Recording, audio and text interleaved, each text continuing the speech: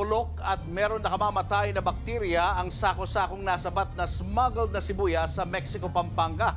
At nakakabahala pa, baka raw may nakalusot niyan sa ibinebenta na sa palengke. Nasa frontline ng balitang yan si Rainiel Pawid. Pagbukas pa lang ng truck na ito, umalingasaw na ang masangsang na amoy mula sa sako-sakong sibuyas. Naharang ito sa isang warehouse sa Mexico, Pampanga noong isang linggo. At ngayong araw, kinumpirma ng Department of Agriculture na kontaminado ang mga ito ng salmonella.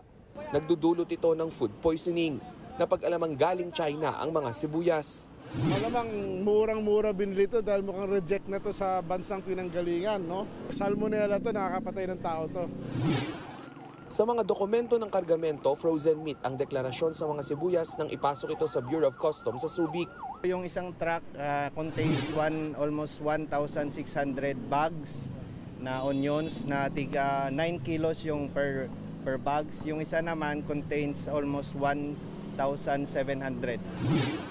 Aabot sa 1.7 million pesos ang halaga ng mga smuggled sibuyas. For now, wala tayong ini-issue'ng permit to import ng white onion. So kung may white onion sa merkado ngayon, ay malamang smuggled yan.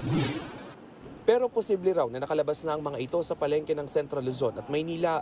Kaya naman tahasan ng sinabi ng DA, huwag tangkilikin ang mga white onion na doble ang laki sa mga locally produced. Lalo na ang mga may tatak na Texas Fresh Onions. 4 na Chinese national naman ang nahuli sa warehouse kung saan binabagsak ang mga sibuyas. Kinasuhan na sila ng anti-agricultural sabotage alinsunod sa anti-agricultural smuggling law. Nagbabalita mula sa frontline, Rainiel Pawid, News 5. Mga kapatid, Julius Babaw po. Iba na ang may alam at may pakialam sa panahon ngayon. Para sa frontline ng mga balita, mag-follow at mag-subscribe sa social media pages ng News 5.